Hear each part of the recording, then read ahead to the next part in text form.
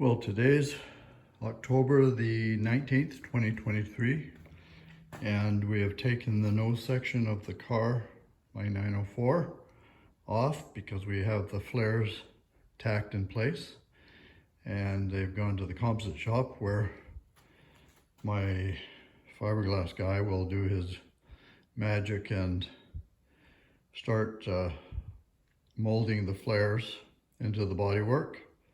So they have a nice curvature in that. He does that with the backing foam and that. So while the front nose is off, we've exposed the front suspension, all the innards of the front footwell. And you can see the oil cooler here with, I just got a fan sitting on it for now. And the obviously the left and right front suspension. So as you can see here, we have a real tight space to work in. So unfortunately, we have very short control arms or upper and lower wishbones. And had to go to a small body shock. So that's a 1 and I think it's 1 3/8 body shock with the coilovers. In retrospect, I would have gone with, should have gone with a push rod suspension like we did on the rear. So as you can see, there's a very short upper and lower wishbones. And I know that through the arc they go, I'm gonna have a lot of inherent negative camber when the suspension rises, but in any case, that's the way it is. You can see my front here, we got a 14-inch rotor. It's 1 1/4 inches thick. They're all directional, 32 vane directional rotor with a large billet Brembo caliper. It's a Group C caliper that they used on the 4 corners of the Porsche 962. The upright you see here is of my own manufacture. We cast them here locally, and they're all CNC machined. We make the hubs and all the appropriate pieces are all CNC'd or fabricated. Everything that's tubing here is all done with 4130 chrome moly tubing, the wishbones, the chassis, and all that. My steering tie rods are just billet aluminum rods. The rod ends are all Hirschmann from Germany. They're all metric. And I'm using a woodwork steering rack because it's pretty beefy. It's meant for a stock car. You can see the steering U-joints are all beefy. Very stout steering system on here.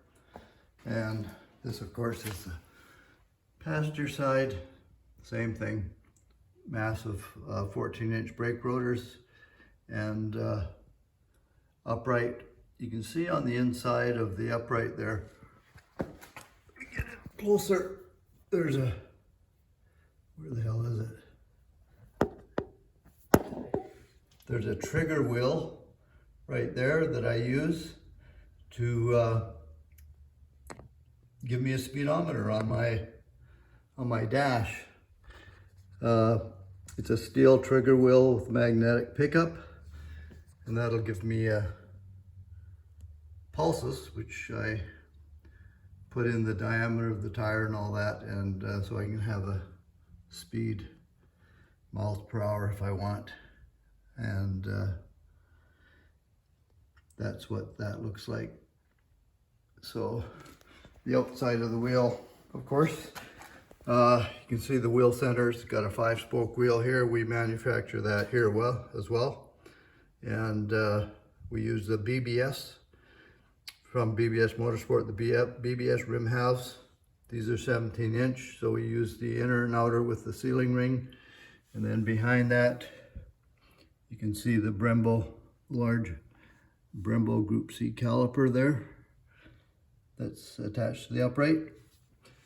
And we're using a easier 225 45 R17 tire. So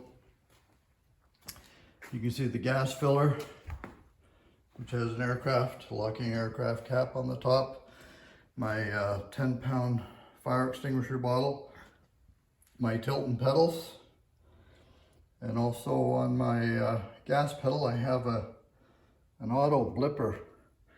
You can see that's attached to the gas pedal, so when I touch the shift lever to shift down, it'll do an auto blip, so I don't have to do the old heel and toe anymore because it's a sequential gearbox. So it'll obviously give the engine revs, they'll blip up for rev matching when I want to shift down. So that's it for now. This is a 6-minute video.